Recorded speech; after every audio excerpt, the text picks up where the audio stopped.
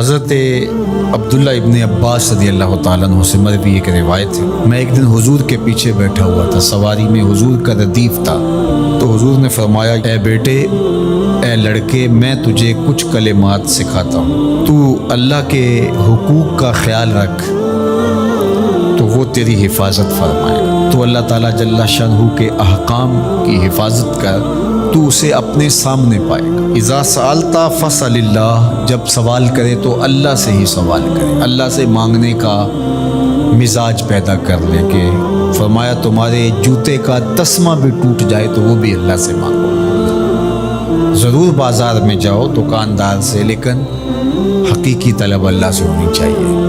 بات بات پہ اللہ سے سوال کرو، بڑی سے بڑی چیز بھی اس سے مانگو، چھوٹی سے چھوٹی چیز بھی اسی سے طلب کرو۔ ہماری ساری ضرورتوں کا کفیل ہمارا رب، ہمارا مالک ہے۔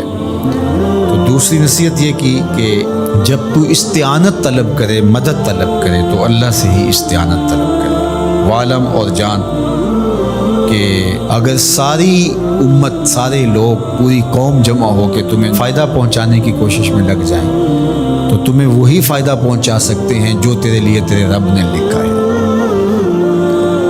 اور فرمایا وَإِنِ اجْتَمَعُوا عَلَىٰ أَن يَضُرُّوكَ بِشَيْءٍ، اور اگر تمہیں نقصان پہنچانے کے درپے ہو جائیں، لَمْ يَضُرُّوكَ إِلَّا بِشَيْءٍ قَدْ كَتَبَهُ اللَّهُ عَلَيْكَ، تو تجھے صرف وہی نقصان پہنچا سکتے ہیں جو اللہ نے تیرے لیے لکھا ہے۔ سارا زمانہ بھی مخالف ہو جائے، تیرا کچھ نہیں بگاڑ سکتا۔ ہاں، تیرے مقدر میں اگر کوئی چیز، کوئی بگاڑ لکھا ہے تو وہ ہوگا، اس کا ذریعہ وہ بن جائیں گے۔ تو اس لیے پھر اسی سے مانگو، اسی سے طلب کرو۔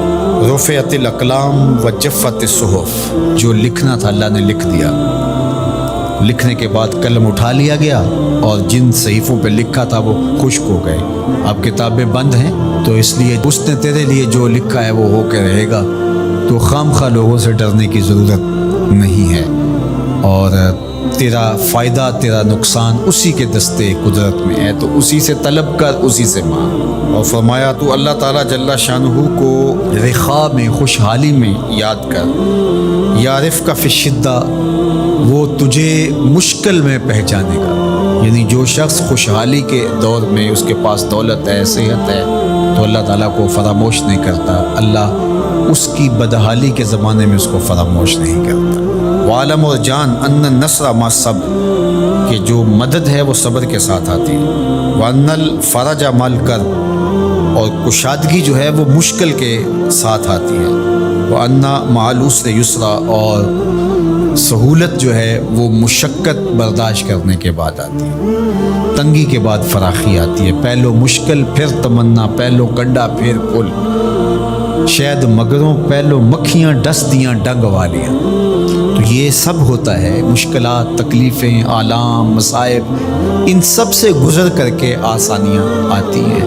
خود حضور کی زندگی دیکھ لیجئے، مدنی زندگی، مکی زندگی کے گزرنے کے بعد، طائف کے مراحل کو طے کرنے کے بعد آتی ہے۔ تو ہم ڈائریکٹ اگر چاہیں مکی زندگی کو اختیار کیے بغیر اور طائف کی مشکلات اور سنگلاخ راستوں سے گزرے بغیر مدنی برکتیں حاصل کرنا، تو وہ نہیں پا سکتے۔